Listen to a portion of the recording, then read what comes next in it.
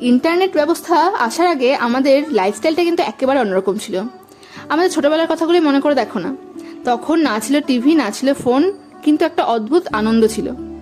প্রতিদিন রাত্রে খাওয়া দাওয়া হওয়ার পরে ঠাকুমা, আমি, দিদি আর ছোদ্দা চারজনে মিলে খেলতে বসতাম লুডো, আর সে ছিল এক অদ্ভুত আনন্দ। নিজের আঁকার খাতায় সেই ছোটবেলার স্মৃতিগুলোকে ফুটিয়ে তোলার চেষ্টা করছিলাম। আর ঝড় বৃষ্টি হলে কারেন্ট অফ হলে তো কোনো কথাই নেই। এখন কারেন্ট অফ হবে, ঝড় বৃষ্টি হবে শুনলেই আগে ফোন চার্জে দিই, কিন্তু তখন একটা অন্যরকম আনন্দই ছিল যে কারেন্ট অফ হয়ে গেলে পড়তে বসতে হবে না। সে মজা একটা অন্যরকমই। কিন্তু এখন সেই দিনগুলোকে বড্ড মিস করি।